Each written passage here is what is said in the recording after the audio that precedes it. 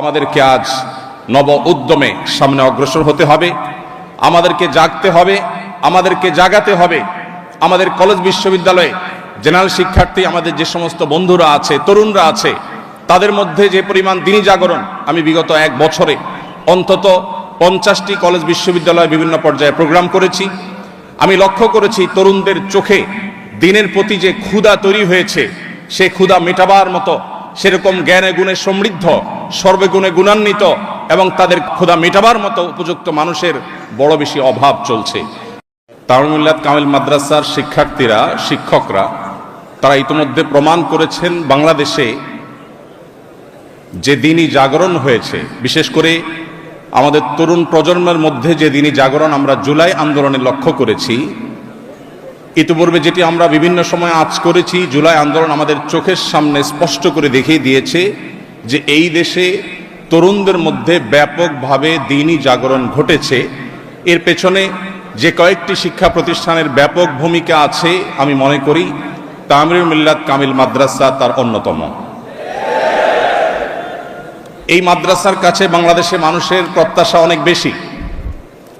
আমাদেরকে ঠিক একইভাবে সমান্তরালভাবে দ্বীনি ক্ষেত্রে যেমন নেতৃত্ব দিতে হবে, দুনিয়াবি দৃষ্টিকোণ থেকে দুনিয়াবি ক্ষেত্রগুলোতেও আমাদেরকে সমান্তরালভাবে নেতৃত্ব দিতে হবে। বাংলাদেশের মানুষ প্রচণ্ড ধর্মপ্রাণ। এদেশের মুসলিম, এদেশের হিন্দু, এদেশের খ্রিস্টান, এদেশের বৌদ্ধ, প্রত্যেকটা ধর্মের মানুষ স্ব ধর্মের ব্যাপারে অত্যন্ত সিরিয়াস, অত্যন্ত নিজ ধর্মের প্রতি শ্রদ্ধাশীল। আমরা বিগত 15-16 বছর ধরে, বরং প্রায় 50 বছর ধরে বাংলাদেশে আমরা দেখতে পেয়েছি ধর্মপ্রাণ মুসলমানদেরকে দমিয়ে রাখার এক অপচেষ্টা দীর্ঘদিন থেকে চলে আসছে এই দেশে। আল্লাহ রাব্বুল আলামিন এই দিনকে এমনভাবে এটাকে সৃষ্টি করেছেন যে এই দিনের যত বেশি দমন করা হয়, পৃথিবীর ইতিহাসের বিভিন্ন সময় আমরা দেখেছি যখনই দমন করার চেষ্টা করা হয়েছে সেটা তত বেশি বিকশিত হয়েছে। জুলাই আন্দোলন আমাদেরকে দেখিয়ে দিয়েছে সেই দমন পীড়ন বিশেষ করে আমাদের সমাজের তরুণদের মধ্যে দ্বীনের প্রতি আগ্রহকে আরো বহুগুণ বাড়িয়ে দিয়েছে এবং তাদের মধ্যে যে দ্বীনি আগ্রহ, দ্বীনি চেতনা এটা আজ সৃষ্টি হয়েছে, এটাকে পুঁজি করে এটাকে সঠিকভাবে কাজে লাগাবার সুযোগ আপনাদের হাতে এখন এসেছে। এখন সমাজের প্রত্যেকটা স্তরে নেতৃত্ব দেওয়া, প্রত্যেকটা স্তরে দ্বীনকে অত্যন্ত সুন্দরভাবে উপস্থাপন করবার এই সুযোগ আমাদের সামনে এসেছে। এই সুযোগকে কোনোভাবে হাতছাড়া করা যাবে না। সময়ত উপস্থিতি, আস-সুন্নাহ ফাউন্ডেশনের মাধ্যমে আমরা চেষ্টা করছি কিছু জনসেবামূলক কাজ করবার, আমরা চেষ্টা করছি বেকারদের বেকারত্ব দূর করবার। আমি মনে করি তামিরুল মিল্লাতের এলামনাইদের মধ্যে এমন বহু লোক আছেন যারা এক একজন যদি দাঁড়িয়ে যান দেশের এক একটি সেক্টরে তারা আইকনিক ব্যক্তিত্বে পরিণত হতে পারবেন ইনশাআল্লাহ। আমি বিশ্বাস করি দেশের বহু সেক্টর আছে যে সেক্টরগুলোতে আজ মানুষ নতুন দিনের স্বপ্ন দেখে, মানুষ নতুন কিছুকে ওয়েলকাম করার জন্য অপেক্ষা করছে। চাতক পাখির মতো মানুষের মধ্যে আজ যে চাহিদা তৈরি হয়েছে সেটা পূরণ করবার জন্য পর্যাপ্ত সেরকম জ্ঞানে গুণে বুদ্ধিতে বিভিন্ন দিক থেকে সমৃদ্ধ মানুষের আজ বড় অভাব।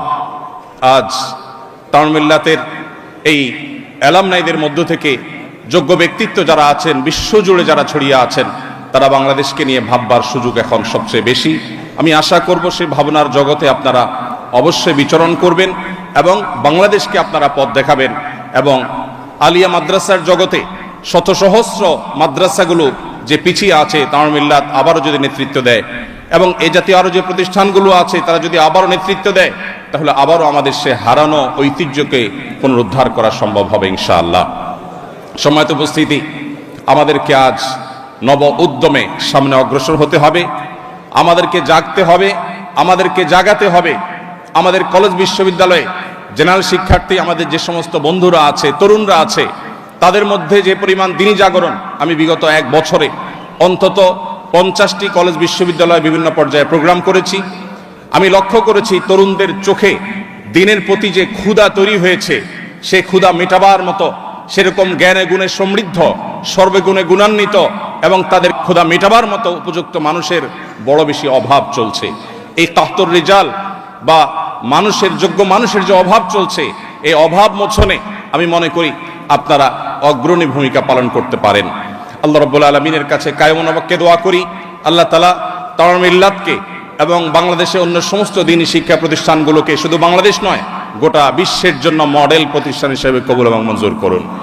সম্মানিত উপস্থিতি, আমি আবারও বলি, এখানে আমার বন্ধু বান্ধবের অনেকেই আছেন যারা এক সময় তাওরাম মিল্লাতে পড়েছেন। আমি সেই তথ্য অনেক পরে জানতে পেরেছি এবং অবাক হয়েছি যে যেখানে আমি সফল মানুষ দেখি, তাদের উল্লেখযোগ্য সংখ্যক মানুষ দেখি, তাদের গোড়া তাওরাম মিল্লাতে প্রথিত। তারা এখানে বেড়ে উঠেছেন, এই ক্যাম্পাস থেকে তারা গড়ে উঠেছেন। এই প্রেরণাকে সামনে রেখে আমরা যদি এগিয়ে যাই, তাহলে নতুন বাংলাদেশে সাধারণ মানুষের মধ্যে যে একটা ধারণা তৈরি হয়েছিল যে হুজুররা শুধুমাত্র ওয়াজ করে, হুজুররা শুধুমাত্র কথা বলে, আমরা এই ধারণা বদলে দিতে পারি ইনশাআল্লাহ। আপনারা 2024-এর বন্যায় দেখেছেন সরকারি বেসরকারিভাবে যত উদ্যোগ নেওয়া হয়েছে, শুধু আসুন্নাহ ফাউন্ডেশন এককভাবে 164 কোটি টাকা ত্রাণ কার্যক্রম পরিচালনা করেছে।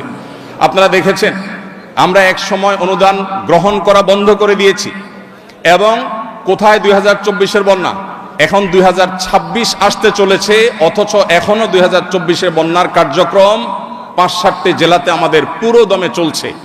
1500 ঘর নির্মাণ কাজ প্রায় শেষের দিকে, আরো 1500 ঘর নির্মাণ কাজ আমরা নতুন করে শুরু করেছি।